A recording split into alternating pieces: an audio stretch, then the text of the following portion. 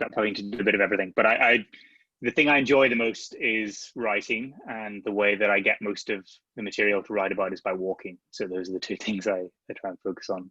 Yeah, so you've basically managed to combine two of your greatest passions, really, walking and writing. And we are discussing today this fabulous book called The Land Beyond, 1,000 miles on foot through the heart of the Middle East. And it's a really cracking read, very entertaining, Leon. And it's just brilliantly written. It's very descriptive. Yeah, I really thoroughly enjoyed reading it. But tell me, what on earth possessed you to want to walk thousands of miles through the Middle East?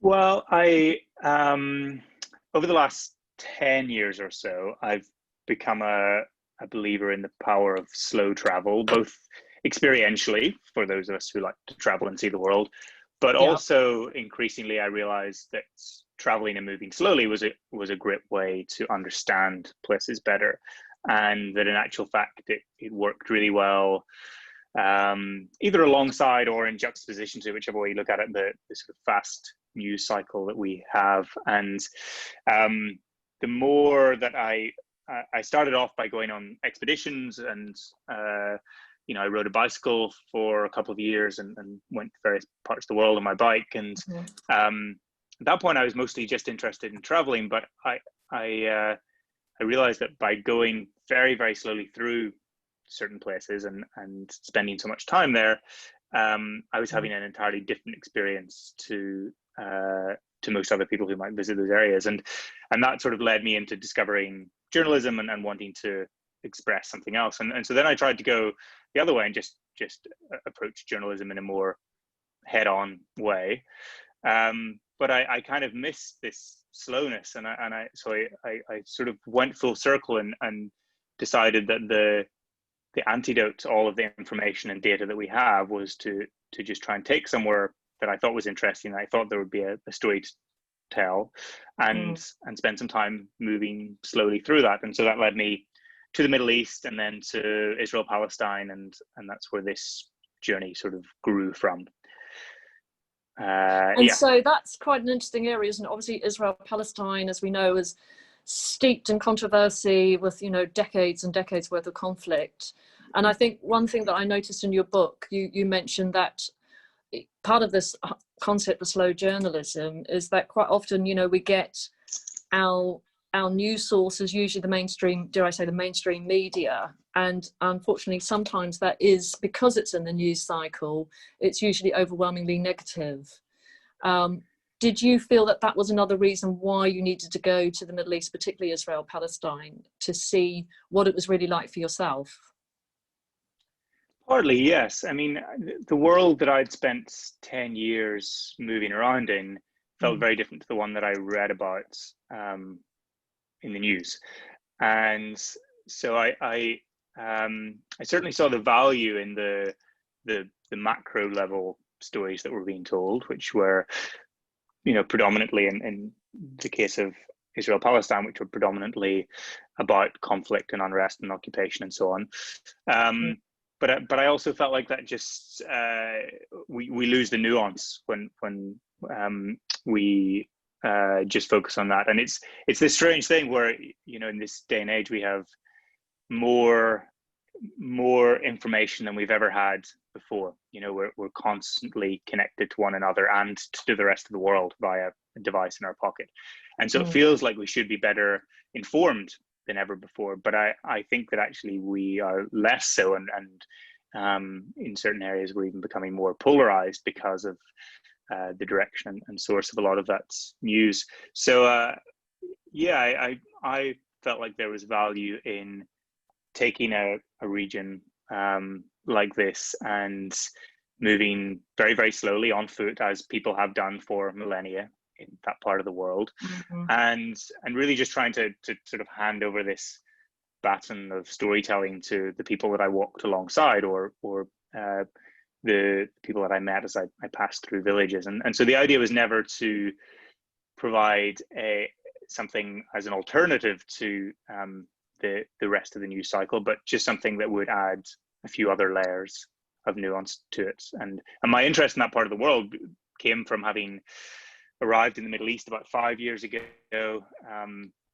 working my way around different parts, and slowly sort of trying to make my way to Jerusalem, as I think many people do. I've been interested in it historically. I'm Irish, and we in Ireland, we have this sort of long-standing perceived connection to Israel and Palestine, especially in Northern Ireland, where I'm from. And so I wondered if I attempted to make this journey myself in the company of Palestinians to begin with, and then as I moved around the region, Jordanians, Bedouin, Egyptians, Israelis, as I came back up through the south, what I would find and how that might be of interest to others if I wrote about it. And tell us a little bit about the Irish connection for you, because in the book you mentioned that, as you just said, that Ireland does have this sort of connection with the sense of resistance or being an oppressed people. Did you feel that when you were there, or was that just something that actually wasn't really that relevant? I mean, I think it's stronger. It's rather one-sided. It's true that the Irish have been one of the major supporters of the Palestinian cause for many decades. But in Northern Ireland, where I grew up very rurally on a farm, and didn't know very much about the rest of the world until I left Northern Ireland. But in my village, there were Palestinian flags that would fly alongside the Irish tricolours, and in the next village along, there were Israeli flags that would fly alongside the Union Jacks, and so this tension between those who felt loyal to the Union of the British Empire and those who felt like Ireland should be unified saw an allegiance with the cause of occupied Palestine or the cause of Israel on the other side, and so I was always slightly aware of that, and I did find a lot of the Palestinians that I met were sort of aware of this history and perceived kinship with Ireland, but I never saw it as going too deep. I mean, it was more just a point of interest that had played on my mind. And at 12 years old, I wondered why I was seeing this flag that was from a country 3,500 miles away, and that was enough to get me curious enough to go. And I suppose that's the whole thing, isn't it? Curiosity and slow journalism, and actually going to a place and going, well, I don't really know much about it, but let's go and meet the people and talk. And actually, what's really interesting about what you do in your book is that you stay with a lot of the people who host you. So staying in people's homes, particularly I know with Palestinians, how did you find that? Did you find that gives you a much better, being more immersed within people's lives, that it helps you understand them more?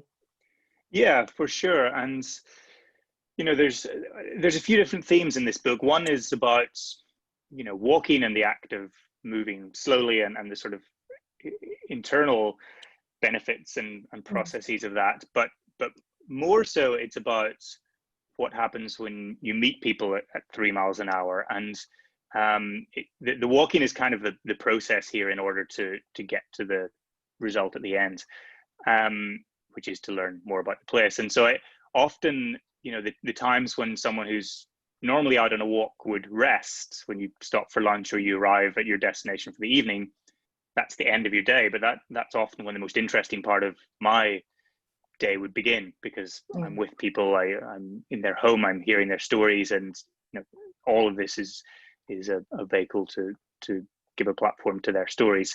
So as much as possible, I try to stay inside people's homes, and that's why as part of my research for this early on, I discovered that there were initiatives to design hiking trails in this part of the world, which is it's not a region that is associated with recreational hiking. Israel is, there's tens of thousands of kilometers of world-class hiking trail in Israel, and it's like a national sport there. But in Palestine, it's really very new, and Jordan and Sinai as well. And so I hope that through these endeavors, which were in themselves an interesting story to follow and to tell, of trying to build a capacity for tourism in such places which are not often visited by outsiders, and also giving an opportunity for local people in those areas to walk for fun, then those trails would help me integrate more, and would suggest places where I might be able to find a home to stay in. So some would be set up, and some would just be towards the end of the day when I looked exhausted and sweaty. Someone would wander over and say, "You must need some help. Please give me somewhere to stay for the night." Yeah. What I thought was also interesting as well is that, because a lot of people don't think of, Palestine, that's where I want to go walking. Do you think it's actually a really good way in the future for people to connect with a country, and actually also to help the tourism by going walking and going on these hiking trails? Yeah, I think so. I think it is positive in a number of ways. I mean, you can look at it from, one way is that you can look at it in what does it offer to people who already live within these areas. So, we could take Jordan or Sinai or Palestine as an example. But if we look at Palestine, it creates a corridor of economic impact, right? Where visitors will come in. It creates opportunities for people to open their homes as homestays, or to become guides, to get training, to do all of that. It also allows Palestinians a way to go and explore their landscape. And one of the people I walked with said this very impactful statement as we traveled together, which was along the lines of, in a territory that is constantly being fragmented and squeezed and sliced up into ever smaller parts, walking is a way to make that land feel big again, and so it's also this act of activism and rebellion for some Palestinians to be able to, if you try and drive from one end of the West Bank to the other, you've got to pass goodness knows how many checkpoints, but if you can walk for days and avoid much of that. So it's really powerful like that. And also for those of us who come in from the outside, it creates a way to see a very different type of or different version of these places. So if you try to experience the West Bank by a regular tour, you would have to go through a lot of the checkpoints. You would see a lot of the occupation, and when you walk, you get to enjoy the orchards and the olive groves and the natural beauty, and you wander through villages, and you see so much more of that. So 99% of your experience is human focused, and it's positive, and it's conversation rather than politics. And obviously you experienced quite a lot of the famous Arab hospitality on your travels walking through the Middle East. There were a few characters that were quite interesting. One that sort of springs to mind is Fadi, who I think was a Palestinian walker who walked with you a bit, who gave you lots of dubious medical advice. But there's obviously quite a lot of characters that spring out in the book. Are there any particular characters that you remember or you fondly remember? Yeah, he was great. I remember he used to say very wise things to me as we would walk together. And he's been one of the architects of this new trail as well, because he's been walking for decades. And he would say things like, if you want to kill a Bedouin, you should put him in a palace, because humans aren't meant to be kept in one place. And that seemed very wise. But then he would also say things like, when I cut my hand, he said that if you want to seal up a wound, you should stick your whole hand in boiling oil, to really help the healing process, which is less wise, let's say. So he was. You didn't take him up on his advice there, Leon. I didn't know. I learned how to differentiate. I think a good example of that was it was through him that I learned of the Samaritans, through this small community who live on top of a mountain called Gerizim near the Palestinian city of Nablus. And the Samaritans are this Abrahamic faith, but very distinctly not Jews nor Muslims nor Christians. They consider themselves the smallest, oldest ethno-religious group in the world, and there's just over 800 of them living between two locations. And so they live in this really kind of liminal space between Israel and Palestine, and so they're sort of on Palestinian land, and they work amongst Palestinians, but they also have Israeli passports and can travel to Tel Aviv with freedom that Palestinians can't. And they kind of see themselves as being the bridge that can create this sort of safe space for conversation. And so I visited them one night as I walked through, and ended up in this very odd situation with a sort of grumpy old Samaritan priest who wasn't expecting me to turn up, and he was busy on Facebook, and I had to kind of wait outside for half an hour as he got his priestly tunic on, and then he gave me a 2-hour lecture of Samaritan history, including a good chunk of it in ancient Hebrew, and then I was sort of sent on my way to spread the word of the majesty of the Samaritans. Yeah. So those are the Samaritans are I think a fantastic example of the sort of thing that I stumbled across and was very privileged to do so, and can kind of tell some of their story I would say in a deeper way than I have done just now. But to kind of speak to some of the it's probably unfair to characterize them just as a grumpy priest, but they're a fascinating community, and there's many of them throughout this area, as you might expect from someone with such a deep history and all of these different layers. But of course, that's the other thing too, when you are doing slow journalism, or you're immersing yourself in the area and you're walking around and you're meeting people on the fly, spontaneously or not, as the case may be. But also, that's how you hear about things, isn't it? Stuff that you didn't have any idea about, or that's not on the internet, that's not easily searched through Google, is somebody tells you about something that somebody else knows, and somebody knows somebody else who can take you to this place. And that is, I think, the magic, isn't it, of walking in a lot of these areas and actually meeting and talking to the people, because it's that kind of insight and knowledge that you just wouldn't get if you were parachuted in as a dare I say, normal journalist, parachuted in for a few days to report on something. Yeah, I mean, it's the spaces in between, right? And of course you can come in somewhere, be parachuted in, and get right to the heart of the story, and the right journalist can do justice to that story and can immediately leave and go somewhere else and tell another very important story too. But to be able to contextualize that, without getting too sort of philosophical about it, but be able to contextualize that quite literally through footsteps and through this journey to get to a place, you suddenly understand why this particular village or the person within that village and their story is of importance.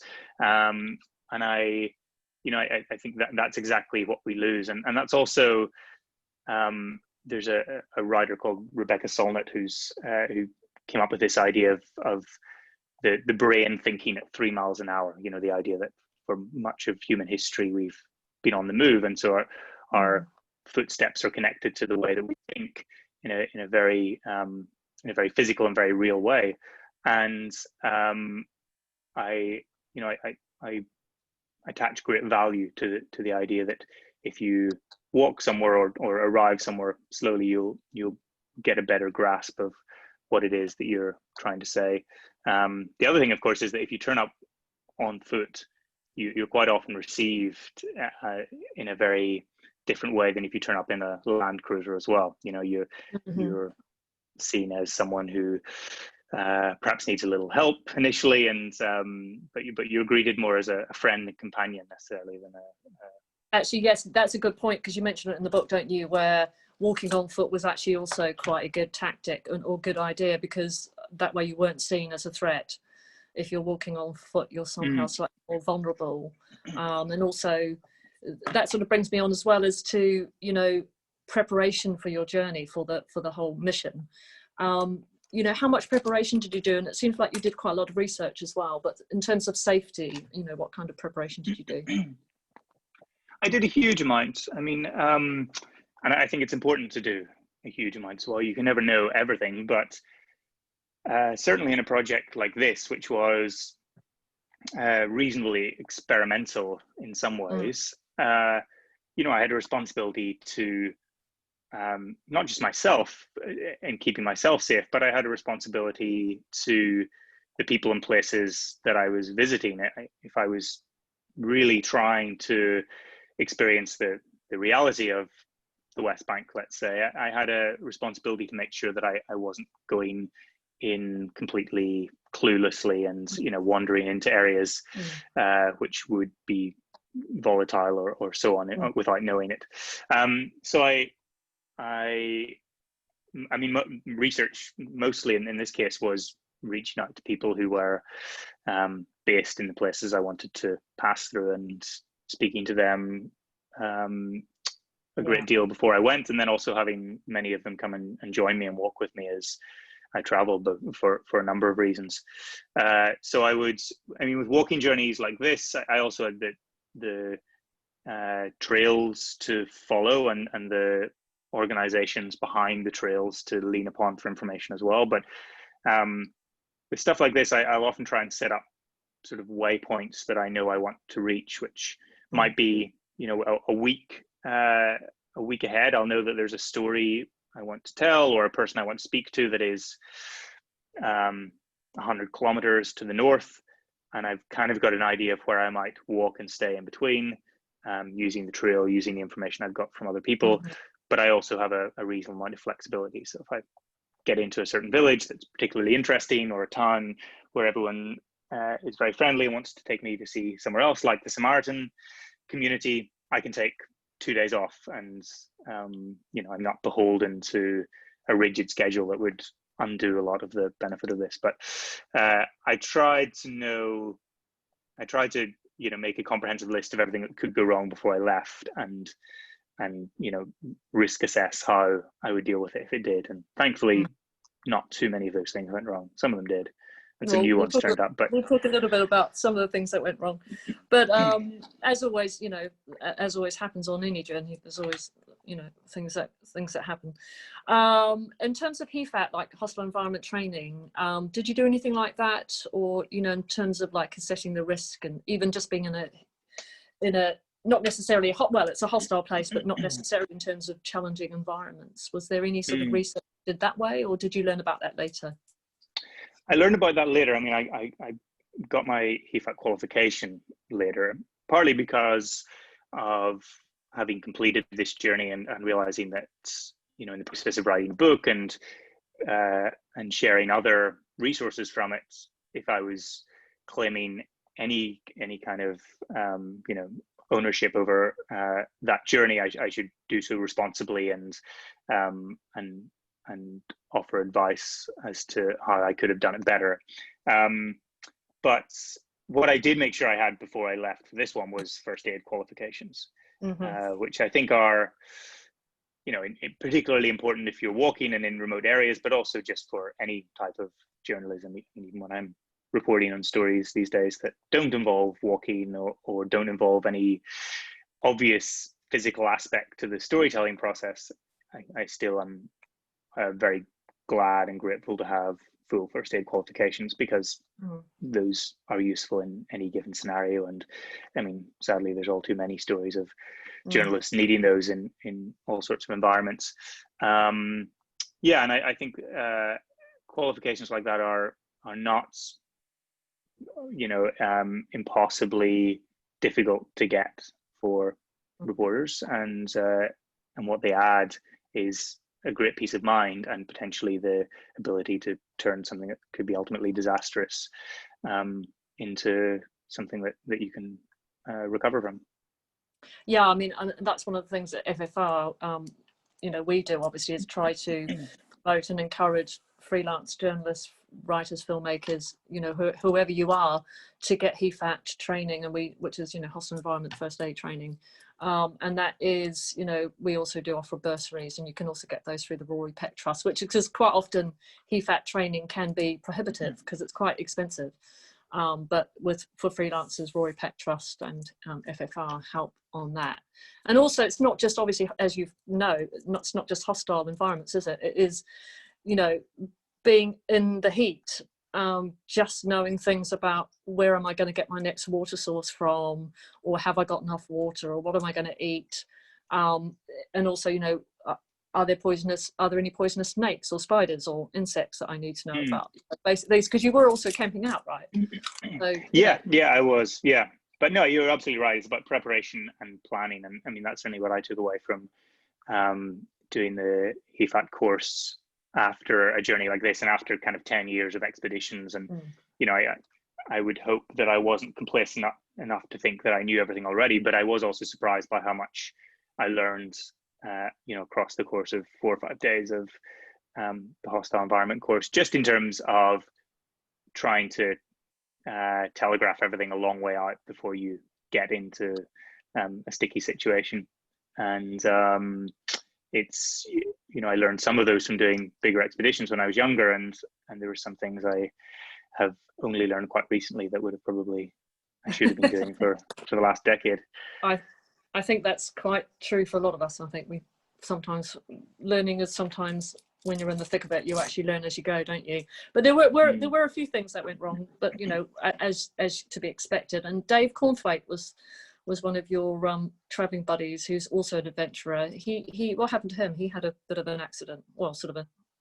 Yeah, Dave joined me and walked all the way through the West Bank with me and into Jordan, and then found that he had an injury in his left foot, which seemed like it was something minor, and then turned into a double stress fracture, which was very frustrating, both because he had to go home and couldn't continue, and also because it cast serious doubt on my simplicity of walking philosophy. I very much enjoy telling people that, we've all been walking since we were young, and what a wonderful, easy way it is to travel.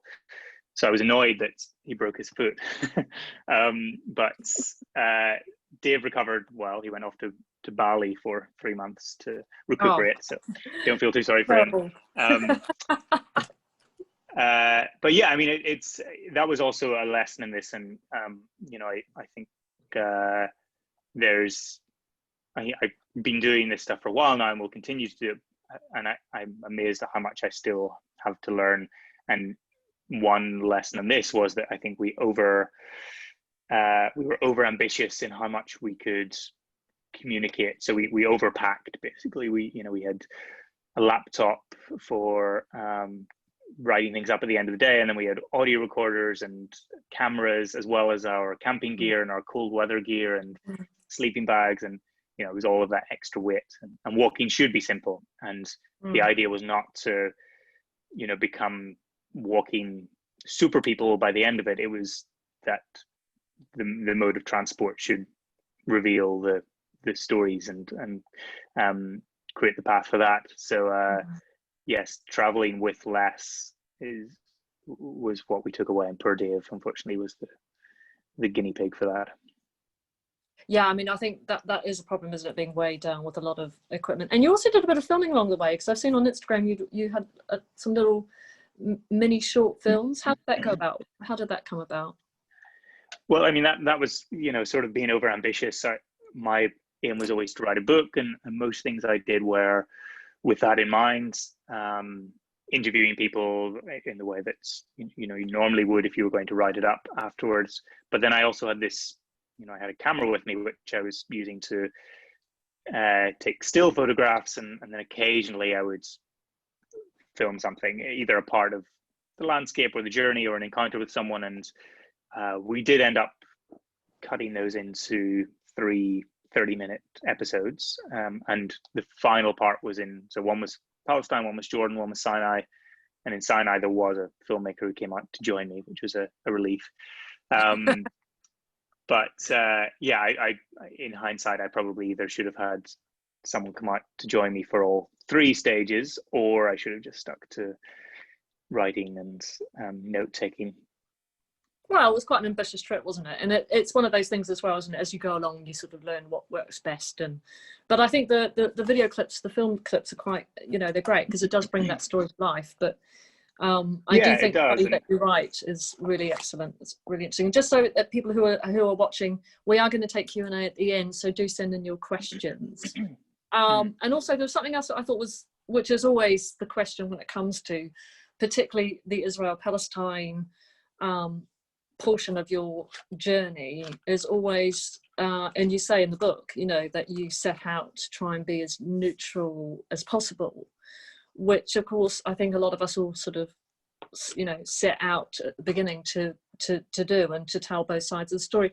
But how challenging did you find that, to actually say, look, I'm going to be objective here, I'm going to just, report what I see or relate back what I see, did you find once you actually stayed, like there's an example in the book where you actually stayed with the mother of a shaheed, of a martyr. You know, how did you find your feelings of neutrality on that? I think, yeah, it's a good question. I certainly intended to go into it without foregrounding my own feelings on it before I'd made the journey, partly because I just didn't know enough to really have any credence to the sorts of things I would have felt before I left. But the idea was always that, you know, the focus should be not on the politics. The focus should be on these trails and what they were creating, or the other stories within that. But of course, everything, you know, was tied up in this web of complexity around the region. And I found that the best way to do that was simply just to let other people tell their stories, and then to make sure that I added enough context around it. And, you know, because the first third of the book is walking through Palestine, and so therefore a lot of Palestinian voices about occupation and about life in the West Bank, I made sure to also augment that with voices on the other side of the barrier or the wall later in the book, as I came through southern Israel as well, so that it at least added this counterpoint. But yeah, I mean, that was the methodology. Basically, was just to try and keep my own opinions to a minimum, because they were the least informed and least interesting, and to allow the others that I met to speak freely. And I mean, for you, because you went through, you know, Jordan, Sinai, Israel, Palestine, and through southern Israel, for you, what was the highlight of the trip? What did you enjoy the most, or what did you get out? What did you think, this is a highlight, this is something that was the best part of the trip? It's hard to answer. I mean, I think what I enjoyed was that by the time I was, you know, midway through Jordan, and I was a couple of months into the journey, and I had this, you know, beautiful trail to follow, the Jordan Trail, that was, you know, pretty new at the time, and I had companions coming out to join me, and I just the sort of process that I'd been hoping would work was working, and you know, it felt natural, and it felt like it had become a way of life, and I woke up each morning, you know, feeling like I knew what I was doing, and I sort of felt healthy and happy, and I had a direction, and I was meeting lots of fascinating people, and I was learning every day, and, you know, it didn't feel like I was having to construct anything to create the type of stories that I wanted to tell. I just either by experience or some other force come into being at that point. So, you know, that was the from about the second half of Jordan onwards, things started to feel smooth, which you know, which is the other value of a long project and a journey project, is that you have that time to settle into something and hone your own skills and interests and focus over the period of a couple of months, which I know a lot of journalists don't have the luxury of. Well, I think that is true as well, about the luxury of time, being able to do slow journalism, and the luxury of time, and how to fund these sorts of things, because obviously it's the time aspect that's usually the most expensive, because it's taking you a lot of time. How long, what period of time did your whole journey take? So over the course of just over 5 months, and which, you know, for people who walk, and anyone who just would go out to walk on these trails recreationally, is remarkably slow. I mean, you wouldn't take that long if you were just trying to enjoy wandering along them. But with all of the various stop-offs and everything else, and a pretty flexible schedule, that took me back to Jerusalem just before the worst of the summer heat.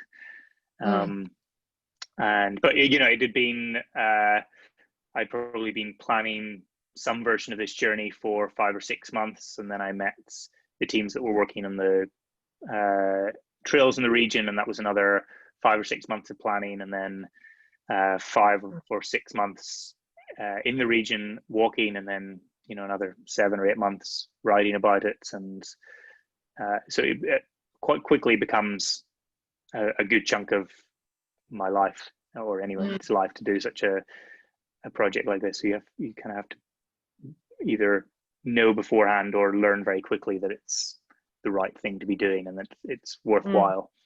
And I'm glad that I decided along the way that it did seem to be worthwhile, and I'm glad I did, because it would have been frustrating had I spent all that time without really feeling like I was saying something worth writing about.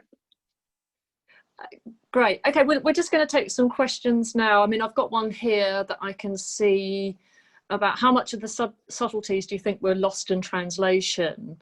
Like, obviously, a lot of the people that you were with, though, on your journey, they all spoke English, didn't they? They spoke good English. But do you think you lost some of the stuff in translation, or do you think you pretty much did? I mean, when I was on my own, I probably lost. I would have lost certain things. And actually, if I were to do this again, I would probably try and remove all of the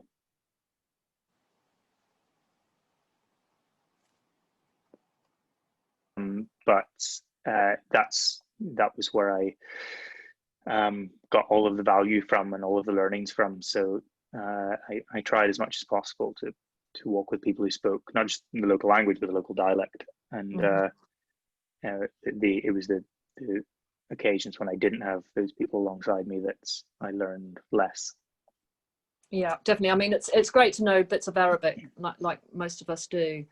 But yeah, you can't obviously understand everything. Okay, another question here I think we've got is somebody on Twitter is asking, what did you pack and how to pack for this type of trip? Well, I suppose it's, what did you consider to be the absolute essentials of what you needed to take with you? Yeah, I mean, I towards the end, I think I had a reasonably good grasp of what I needed, which was comfortable walking shoes and a comfortable backpack were the sort of essentials on the physical logistical sides. I had 2 changes of clothes, one for walking in and one for being in people's homes, so that I wasn't too stinky. Yeah. And slightly more presentable. Yeah, and then I actually had a special shirt as well for when I met anyone very important. I mean, of course, everyone was very important, but if I had to go and meet some diplomat or chief of police or someone, I had my special blue shirt. Your special blue shirt. Yeah, right. Yeah, with buttons all the way to the neck. So that was a luxury item, and yeah, and then I had my camera, I had a laptop, I had a mini audio recorder and my notebook, and then I had a sleeping bag and a tent, which was fantastic to give me freedom. And then towards the end, I just got rid of the tent and just had the sleeping bag, partly because it was warm enough and I didn't really need the tent, and also because towards the end I tried not to camp out anyway, because it was more enjoyable and entertaining to be in people's homes. So that was a good piece of advice I was given, was if you take away some of your facility to sleep anywhere, whilst that's the sensible thing and opens up a lot more of the world to you, if you really want to meet people, create the environment whereby you end up in places where there are people, and you just have a sleeping bag so you can curl up in the corner of a room somewhere and offer them some money for the inconvenience of having you stay. And what about charging comms and stuff? I mean, obviously you would have carried some mobile chargers and lots of adapters, that sort of thing. It's all that sort of basic. Yeah, I mean, there was a lot of logistics. Yeah, and I did have a small solar panel that sat on the back of my backpack and charged my phone each day, and then I would charge my camera when I was staying in people's homes, and I normally could get through 3, 4, 5 days with the batteries that I had, and it was usual that I would be inside at least every 3 or 4 or 5 days. So I never really ran out of power too much. And I think, yeah, there was one section which was going to be longer than that, and I just managed how much battery power I used while I was out. Mm-hmm. And did you have any comms protocols? Did you have anyone checking in on your people that you were, checking in at a certain time at night, or did you not worry about that, or did you have other people? Were you always with people, so you didn't have to worry about that? I was mostly with people. I did have a GPS tracker which sent my location every few hours, and there was a couple of people in Jerusalem who were connected to one of the trail projects who were aware of where I was and where I should be, and so I knew that if anything, I was taking most of the responsibility upon myself, as we should when we wander into these sorts of environments. But I also, it was prudent to make sure that there were people who knew where I was going to be, and if I didn't turn up somewhere at a certain point where the last place I had been was. Mm-hmm. Great. And I was just going to say, where can how do we find the book? Where can we get it? Is it on Amazon? Where are the main outlets so we can get the book? It's on Amazon. There are signed copies on my website. Oh, fair. And yeah, and it should be available by most other book retailers, either I think you can also get person it if you're on allowed. Kindle. Is that right? You've got an audio version of it as well. It's on Kindle, yeah, and there's an audio version which should be out in a week or two, because I recorded it a couple of weeks ago at great pain. Brilliant. So yeah, that should be around soon. And just lastly, we've got a question from a listener. What would you do differently now that you've done your trip? Is there anything that you learned that you would do differently next time, should you ever do it again? Yeah, I think just I think probably just always have company. I enjoyed having time on my own and being able to write about some of that, the more sort of transcendental experiences of walking in great areas of wilderness and so on. But actually,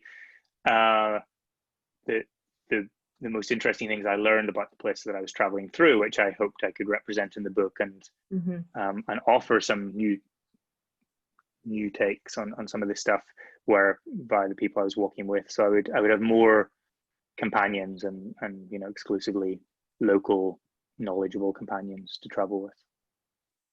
Well, great, Leon. I mean, it's a really fascinating read, and I really recommend people, if you haven't already read it, to get hold of a copy, because it is just such an interesting book, and it really will give you a new perspective on the land that you may not get to see, or hopefully it will also inspire people to want to go and see a lot of the Middle East for themselves, and to have some of their own experiences, because I think that's what it's all about, is meeting people. And I know from my many assignments and travels there, it's the people that you meet along the way that enrich your experience and make you so much more. It helps your understanding so much more of areas and cultures, because that mentality, the Middle Eastern mentality, is quite something, isn't it?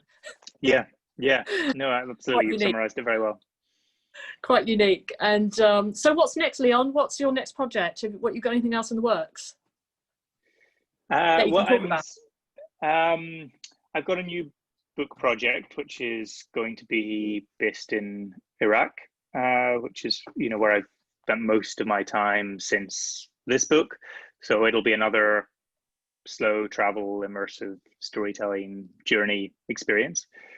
And I've been involved in a couple of projects to create and design hiking trails as well, since having written about other people's hard work of hiking trail design in this one. So still mostly Middle East focused and walking focused, and hopefully a new book by the end of next year. Another book coming up, great. And also hopefully it will inspire people to go on their own hiking trails through the Middle East and to experience the Middle East in a different way, perhaps. Yeah. I'll always support that, and if anyone has any questions on that, I'd be very happy to point them in the right direction for how to access these trails, or find guides, or just feel reassured that it is a good idea. Brilliant. And I'm sure if anyone's got any other extra questions that we missed today, they can always just quickly ask you on Twitter. And this recording will be available on Facebook and on the FFR Frontline Freelance Register YouTube channel not long after, hopefully. So thanks, Leon, for your time, and thanks everyone else for listening and watching today. And I hope you got something out of it. And it's a brilliant book. So really would advise everyone to get their own copy and have a read of it. It's brilliant. Thanks again, everyone. And have a great bank holiday Monday. Thanks.